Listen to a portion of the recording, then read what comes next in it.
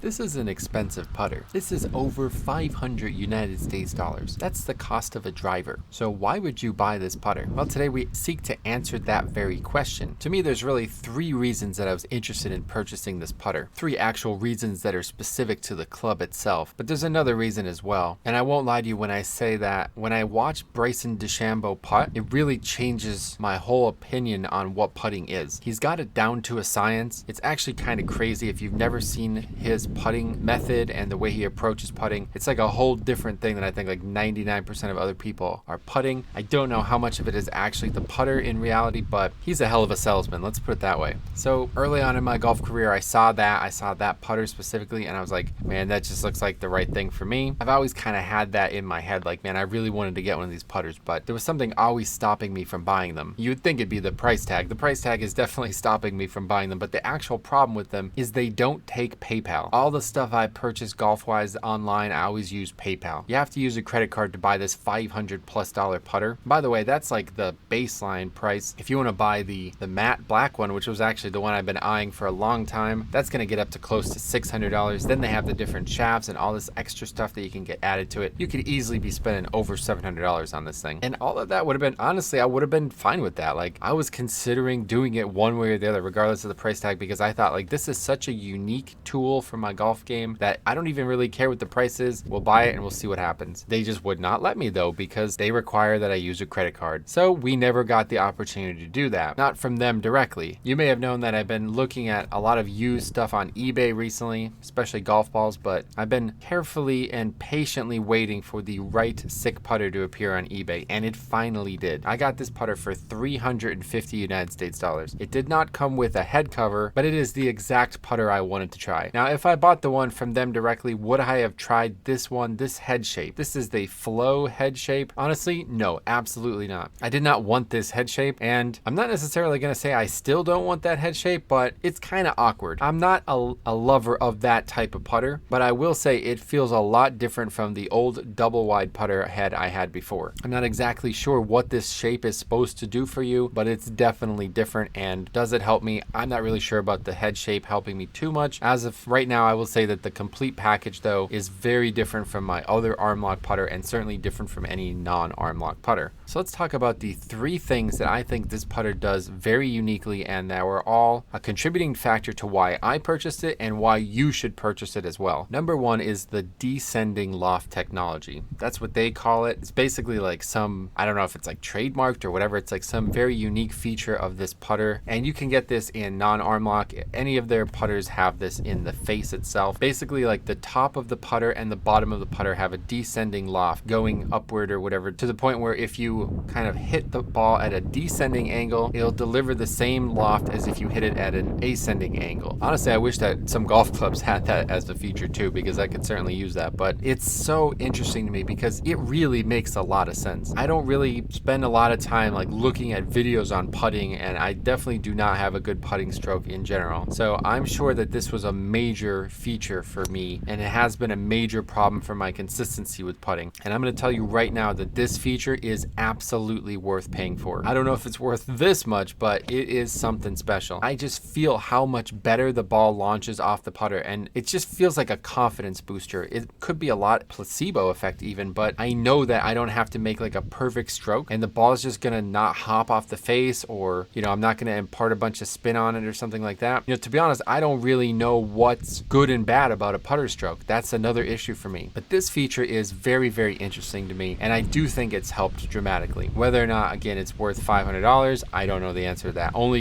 you could answer that question for yourself. We'll talk about the price point a little bit at the end. But in terms of that technology, that is something that I just think every putter should have. I don't understand why every putter doesn't have it. They must have, you know, some patent on it, because it just seems like the most logical way to make a club like this. Now, the second thing that was very attractive to me was the lie angle. This is something I have studied a lot, and I do think that it is a key to unlocking my ball striking in my actual game. I think like when you go for like a fitting or like you get a properly made club for your swing, this will be the key thing that gets addressed here, especially for something like a putter or, you know, something that's not a driver, basically, where like the shaft and kick point are really important. It's all about the lie angle for me, and I can tell like just adjusting the lie angle even on my irons dramatically changes my ball shape and the ability for me to strike the face properly. So I knew that this was going to be an issue for my putter for a long time. I'd watched a lot of videos on this. There's actually a lot of information out there on, you know, golf instructors talking about how your average putter just has an inadequate lie angle by default. Like for the right putting stroke, you cannot use the default putter that you would get off the rack. And so when I bought the previous putter I had, even though it was an Armlock putter too, I always noticed that. In fact, like I was trying to use the technique that I thought I needed to employ in an Armlock putter based on watching, you know, DeChambeau and other people who use the Sik putters. And I remember actually my uncle pointed out, he's like, you know that the heel of the club is actually off the ground, right? And I'm like, huh, you know, I never noticed that for the first like year I had the putter. And that was simply because it was the wrong lie angle for me.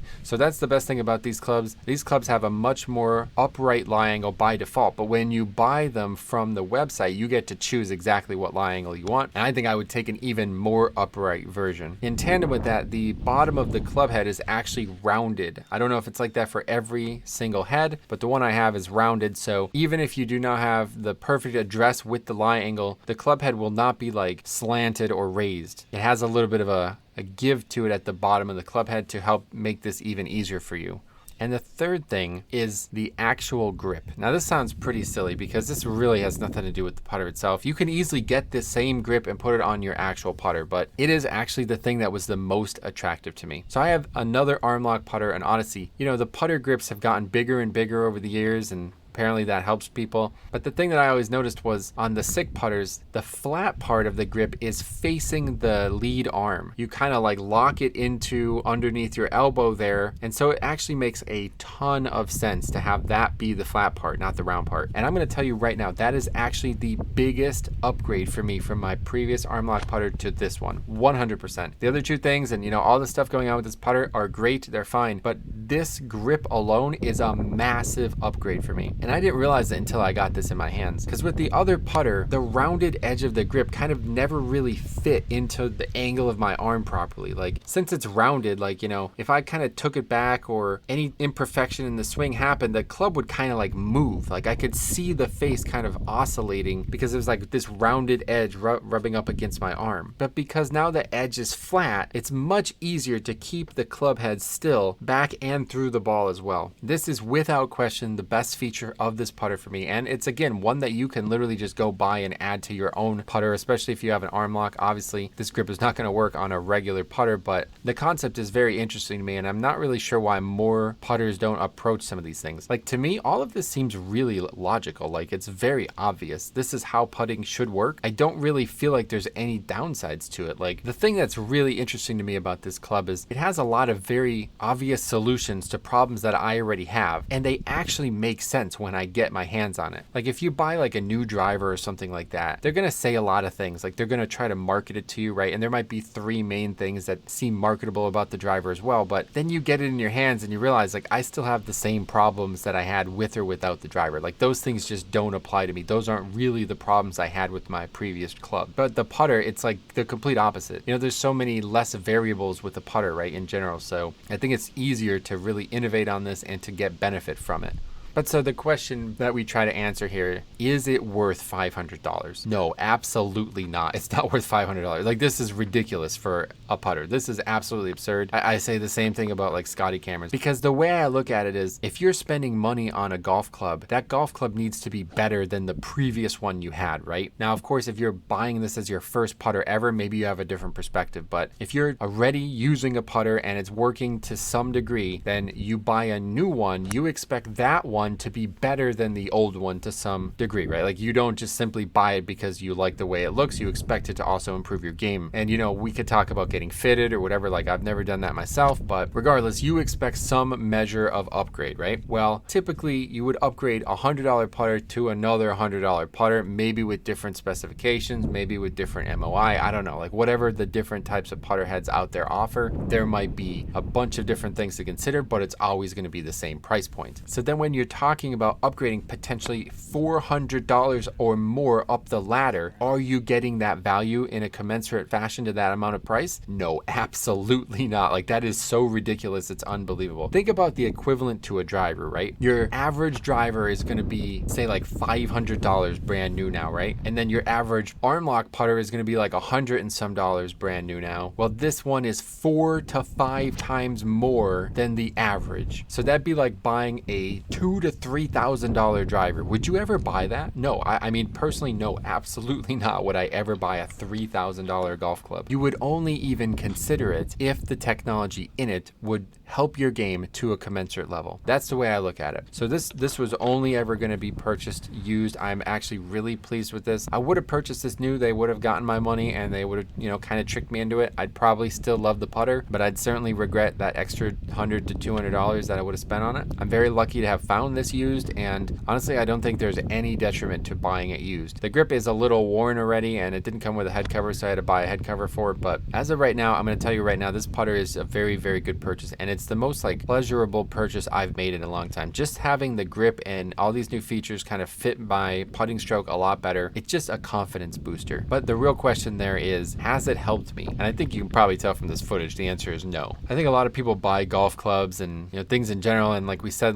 they're buying them hoping that they're going to help their game. But for me and putting, I think I just fundamentally don't understand it. And the thing I have the most trouble with, I think, is actually just reading greens. I just don't know where to hit the golf ball to make it go in the hole. There's so many times when I hit putts and I'm like, oh, that's exactly where I wanted to hit it, and it does not end up anywhere near the hole. You'll see it in this footage as well. But the cool thing about this putter is it's dramatically improving my start line. It's making me feel like I'm hitting putts better. Whether or not they're going in the cup, yeah, no, not really. Is it improving my score? Is it removing strokes from my average round? Honestly, probably not. But it's just such a confidence booster that I think in a pressure situation, I'm going to be more capable with this putter in my hands than without it. So TLDR, should you buy a $500 to $700 putter to improve your scoring around the greens on the putting surface? No, I think absolutely not. You should definitely invest that money into something that will help you become a more consistent putter that isn't technology based, like the mechanics, maybe just some understanding, some lessons, some fitting or something like that. I don't know. But if you feel like you want to invest in an Armlock putter, should you buy this one or a standard Armlock putter? That I will actually say you should not consider buying any other Armlock putter than this, because it just seems to me like the concept of an Armlock putter is like a solution to problems that are clear, and the other Armlock putters don't seem to understand them. The ones I've looked at, and the Odyssey, the one I purchased, it's a fine club, but it's just like this Sik putter is just objectively better at what it's supposed to be doing. It has better technology. It has a better understanding of why you would use an Armlock putter. It just makes more sense to use this club. It's almost like if the other Armlock putters are like, hey, we can get in that market, we can make a ton of money just selling these clubs a little bit longer, but it's just not, that doesn't work. And if you have an Armlock putter, you need a different lie angle. You can't be using the standard really flat lie angles that regular putters have. You need the right grip on the club. You need the right loft on the club. These things are too important with the Armlock putter stance and the approach to putting in general. So yeah, honestly think